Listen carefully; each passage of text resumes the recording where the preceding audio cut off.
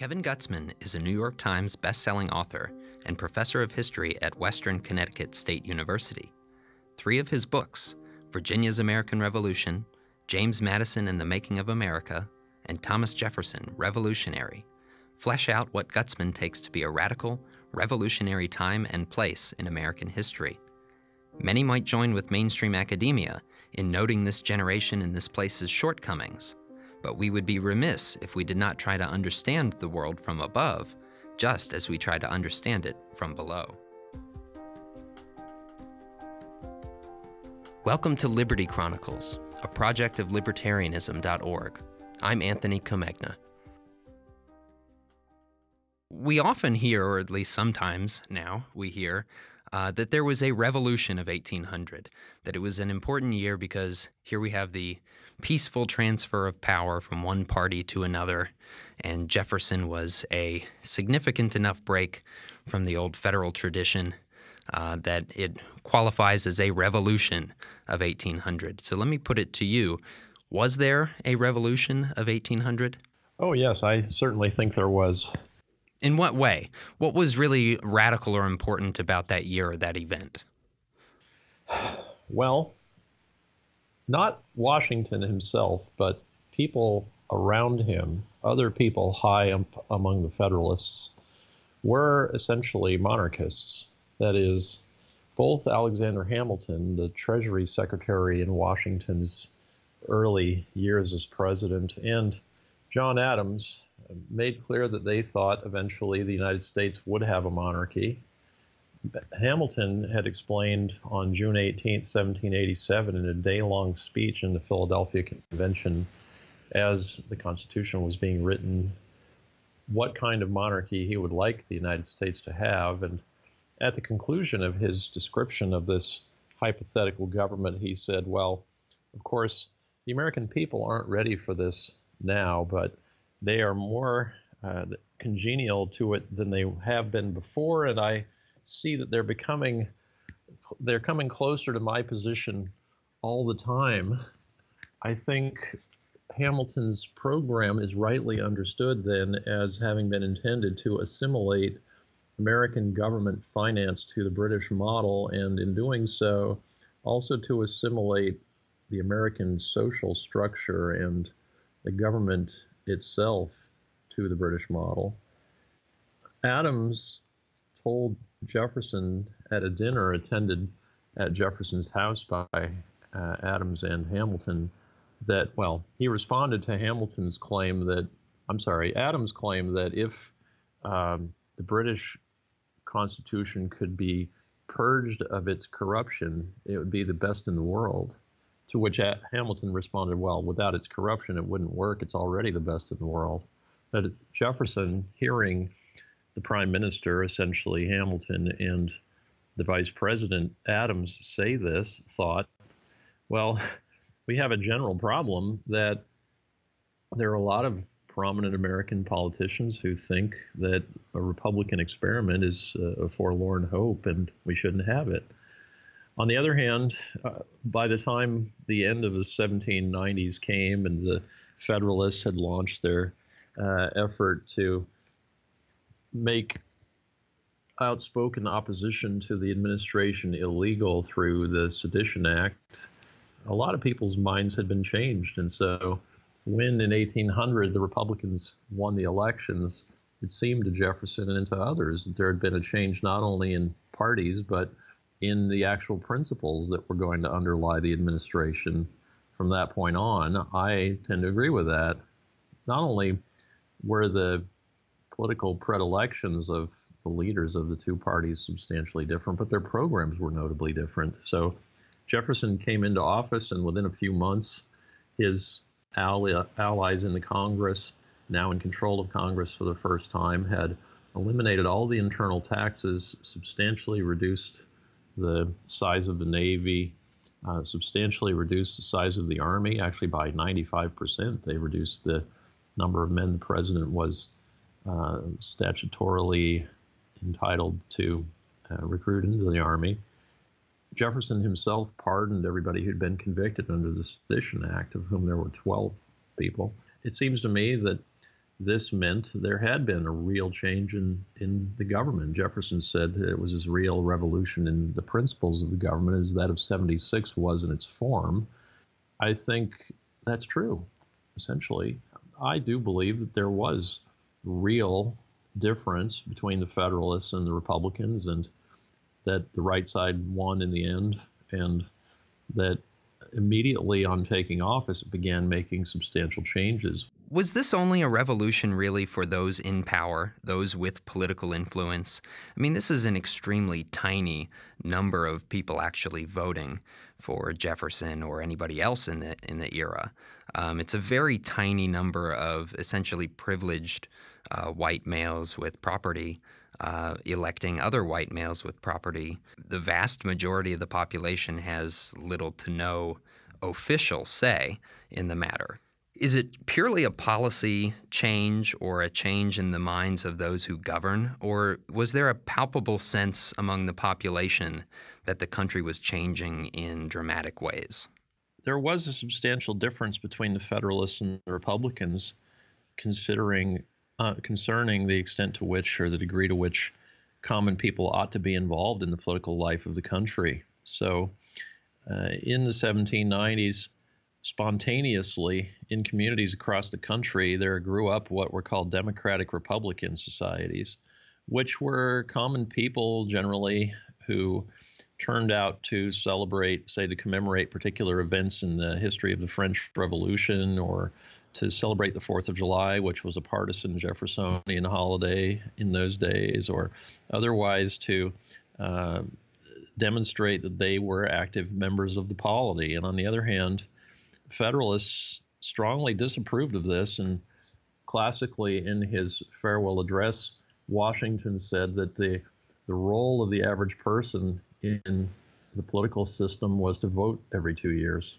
and that was it. It was supposed to be for policymakers to make the decisions, to conduct the discussions, to be involved in the actual political life of the country.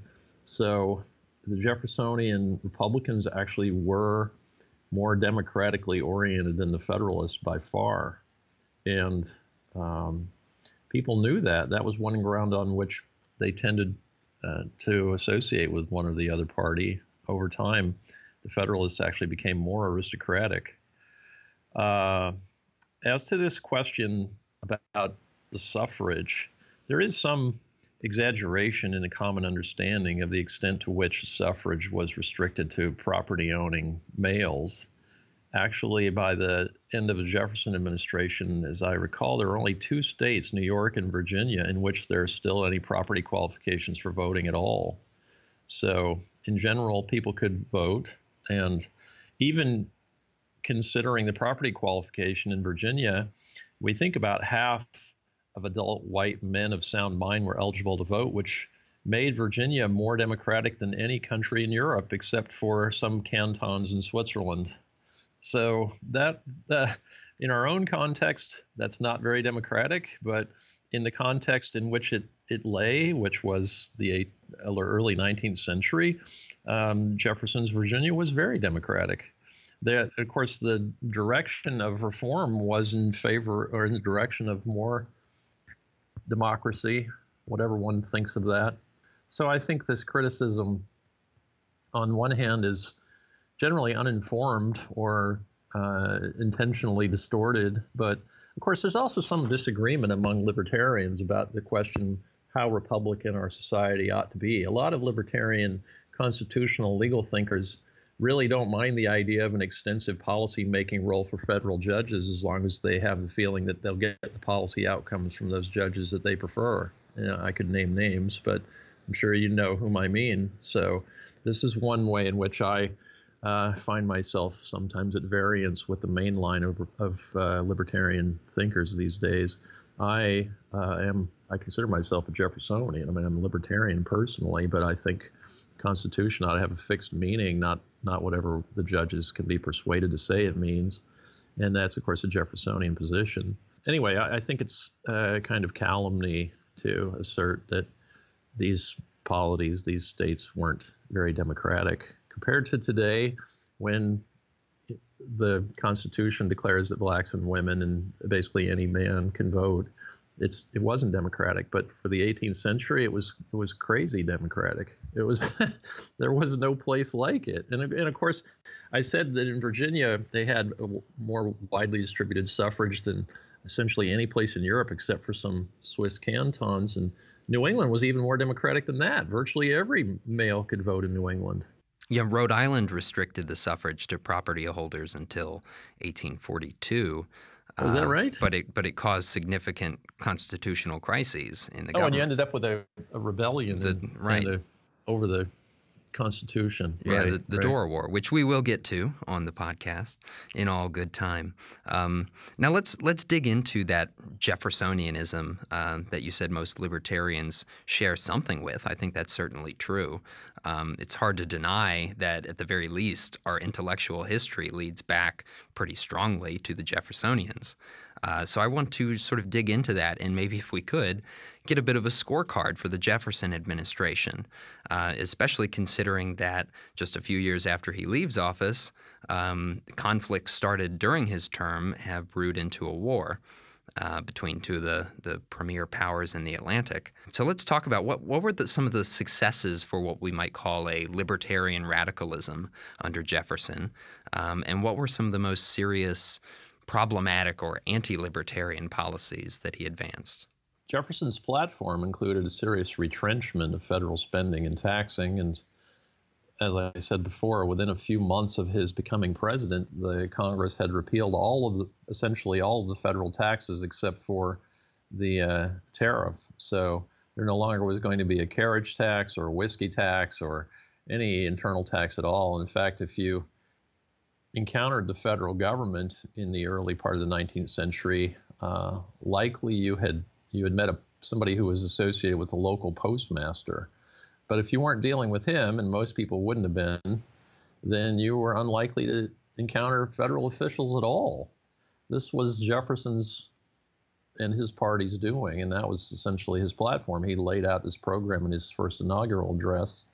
Another way that they were successful is that they decided to retrench the military. So in the quasi-war years of the Adams administration, Congress had authorized the president to recruit as many as 50,000 soldiers into the army, which would be about twice as many as Washington ever had during the Revolution.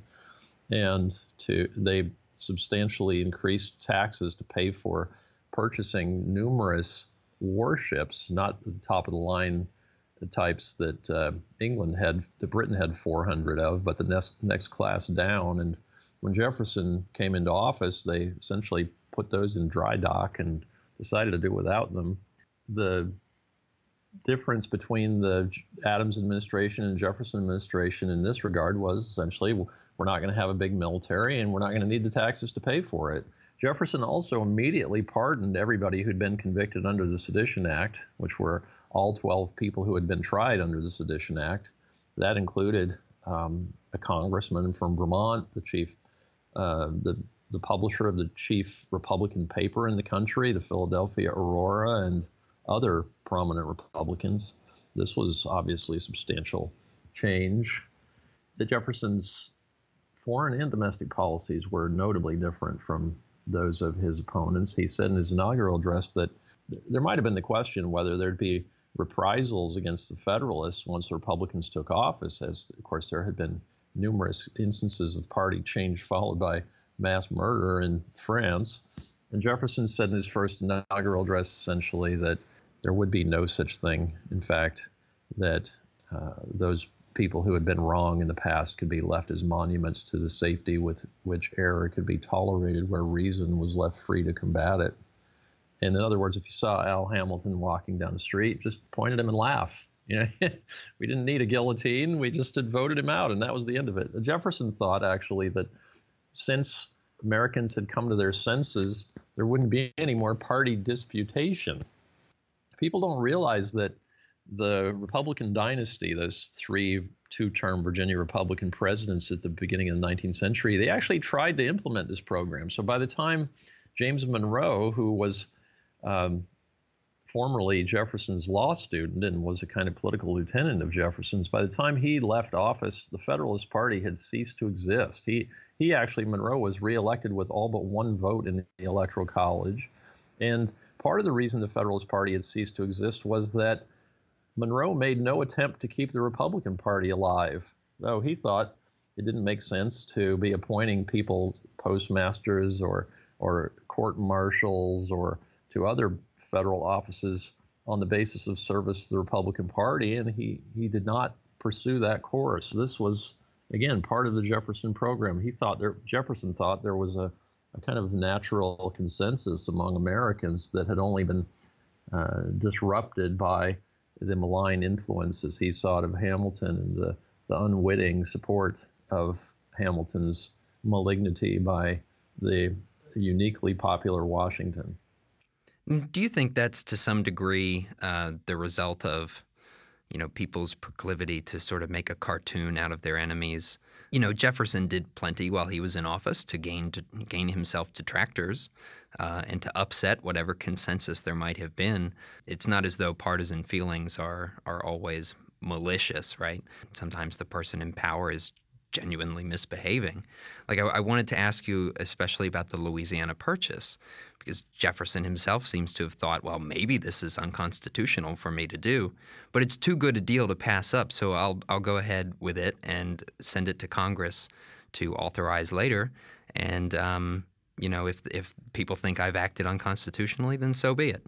But I'm not going to let Louisiana just go and maybe Spain come in and take it, or who knows what, England invade or whatever. What did Jefferson do while he was in office to gain enemies? It's not that he thought perhaps the Louisiana Purchase was unconstitutional. He was certain that it was unconstitutional. His initial response to news of the treaty was that, well, we could buy this territory, but we could not make it into states. And then his first reconsideration was to the effect that, well, actually, we couldn't do that either. We're going to need an amendment before we can take any further steps.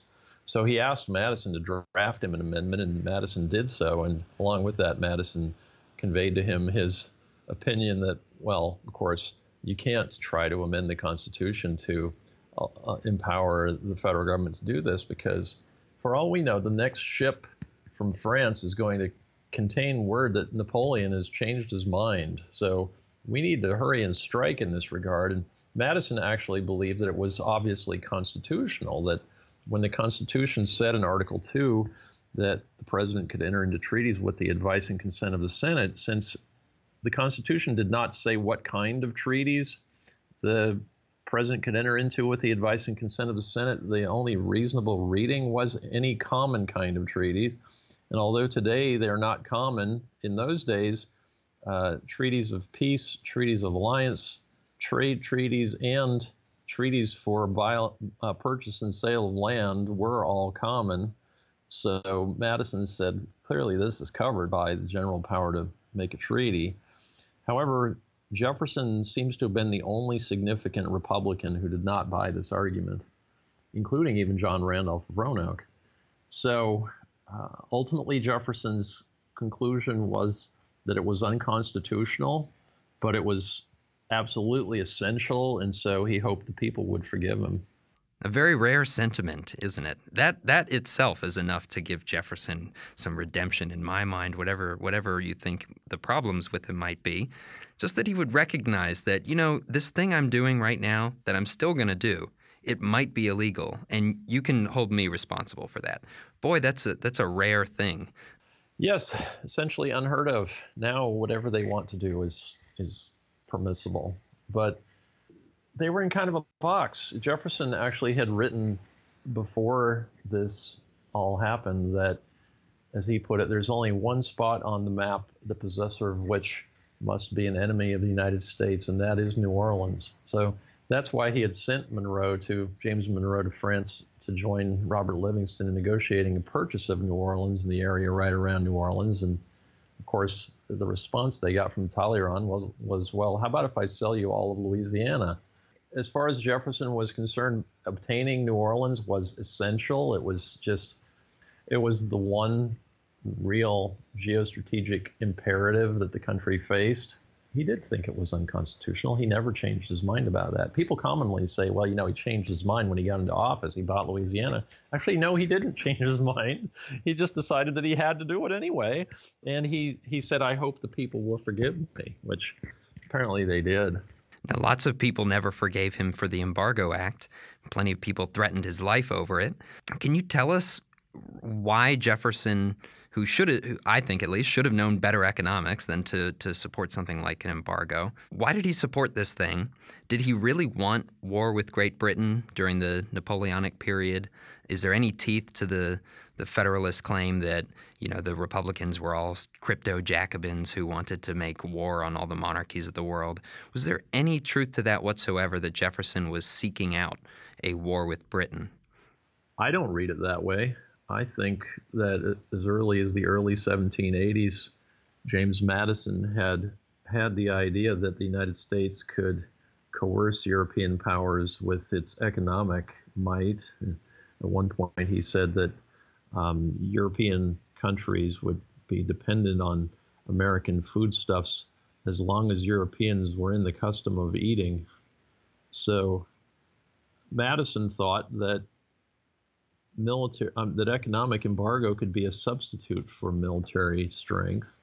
And Jefferson, as was his greatest weakness, was persuaded by Madison. There are other instances where the same thing happened. In 1807, in response to war fever up and down the East Coast over what is called the Chesapeake Leopard incident, where a British warship attacked an American military vessel at Hampton Roads, just coming out of Chesapeake Bay, within sight of numerous civilians watching this from on shore. Jefferson heard from people from Georgia to New Hampshire saying it's time to declare war on the British, and he thought the embargo was an alternative. So on one hand, this was a way to avoid war, avoid admitting the Federalists had been right, avoid raising taxes and building up the military, maybe even adopting a Sedition Act. On the other hand, it was a kind of Enlightenment attempt to create a new world in which you wouldn't have military powers contending with each other violently, but instead people would trade, and if they ceased trading, maybe they'd have to negotiate their disagreements. So I think it's obviously the idea that this could be successful in the context of a world war between France and Britain, in which one or the other of them was supposed to buckle in response to being deprived of Georgian rice or Virginia tobacco or Massachusetts fish. The idea that this was going to be successful seems just ridiculous. But Jefferson thought that the Enlightenment had disclosed various truths that people hadn't apprehended before, and one was that economics could be used in place of warcraft. So if one criticizes him for having this Pollyanna idea, what about his various other Pollyanna ideas that we still appreciate? I think this is just typical Jeffersonian behavior. It strikes me as fanciful to the point of foolishness, but consistent with a lot of his other initiatives that we find more appealing. Now, the war that followed the embargo is called Mr. Madison's War, at least by its opponents, which were sizable in number. This is one of the least popular wars in American history. Probably not a coincidence that people were talking about a draft that was terribly disruptive to trade. Why exactly did the War of 1812 start? And was it really about the principle of, Britain seizing American ships and interfering with our sovereignty? Or was it about conquest and trying to scoop up those Canadian colonies into the American Republic and blacken, Britain's eye? Well, that depends whether you ask an American or a Canadian. In general, there's a consensus among American historians that what Madison wanted to do was to grab Canada and then use it as a bargaining chip in order to wring from the British an end to impressments and free access for American ships to both Britain and British colonial ports in the Caribbean. On the other hand, Canadians think that America wanted to conquer Canada. So they commonly depict the War of 1812 as this great Canadian victory, even though Canada didn't exist yet as a separate country. This British victory over the United States is a great Canadian identity point for Canadians. My own feeling is that Madison did want it as a negotiating chip. I don't think people generally thought of Canada as being that valuable a possession. Remember, in 1763, at the end of the Seven Years' War, Britain had taken from France India, Martinique, Guadeloupe, and Canada. And then at the end of the war, they told the French, well, if you want, you could have two of these possessions back. And France said, okay, we'll take Guadeloupe and Martinique. So we're prone today to think of a map with enormous Canada on it and think, well, that must have been very attractive. But people didn't really think of it as being that wonderful a possession. And on the other hand, free trade, that was the kind of reigning shibboleth for Madison. He thought that was the ne plus ultra. You know, that you'd take that if you could get it. And really what had spurred the embargo, as I said before, was the policy of impressment. The Chesapeake Leopard incident was about impressment. And if only the Republicans could find some way to make the British stop impressing American sailors, then independence would be vindicated. We, of course, we saw a treaty that ended the Revolution in 1783 with King George III's recognition of all the states. He listed them from north to south. But really, the British hadn't quite accepted the idea that America was an independent country. So, for example, if you were a British sailor and you immigrated to the United States and became an American citizen, the British did not recognize that. They didn't recognize that you could be a former Briton and now an American. And so the nub of the War of 1812 was Americans wanted access to British ports. They wanted British respect. They wanted an end of impressment. These three things were all tightly linked. And for a lot of people, the war took on almost apocalyptic tones. You know, here we're this ragtag new country fighting the world's premier power, who sort of wants to re-enslave us, you know, put us back into the empire. They're stirring up Native American tribes on the frontier, making the frontier a place of violence again. Fusion between British and American Indian interests that terrified American frontiersmen, shaped the mindset and the way of life out there for decades to come. You know, this used to be a major point of periodization for historians. The War of 1812 separates the early republic from the Jacksonian era, and they're very different. There's the world before the war of local and regional markets, and then there's the world after the war where, like you said, this greater free trade zone has now been fought for and established, especially after Napoleon's gone. And, you know, now we have swifter globalization, we have market revolutions and things like that. What's more, we have a growing sense of nationalism and a whole cast of characters who comes to dominate politics for the next generation or two. Can you say a bit about how the war wrapped up and what its long-term effects were on what was the early republic? Well, you began by saying this used to be a point of periodization. Actually, it still is. So my current project is a history of the Virginia dynasty, 1801 to 25, and I'm cutting against the grain of saying that the War of 1812 marked a point of departure. And my contention is that the Monroe administration was kind of culmination of the Jeffersonian program or Jeffersonian really continuous administration from 1801. But it's true that Americans saw the War of 1812 as making a substantial difference. You could say, though, that same thing would have happened even if there hadn't been a War of 1812. People, of course, didn't know at the time that Napoleon was going to abdicate in 1814 and be defeated at Waterloo in 1815. But what that meant was that impressment was going to end regardless of the War of 1812. In fact, it did end regardless of the War of 1812. The British never conceded that they didn't have a right to impress sailors from American ships. They just stopped doing it because the Napoleonic Wars came to an end. Another significant result of the War of 1812 was, as you mentioned, that the Indians, who had tended to align themselves first with the French before the 7 Years' War and then with the British in the War of 1812, now they found themselves essentially stranded in North America at the tender mercies of the United States, which were, despite the sentimentality of people like Jefferson concerning the Indians, which were not going to be very tender. I think the idea of a market revolution is emblematic of the general ignorance of economics among historians of the early republic, and the idea that people didn't act in markets before the War of 1812 is just somewhat ridiculous to me.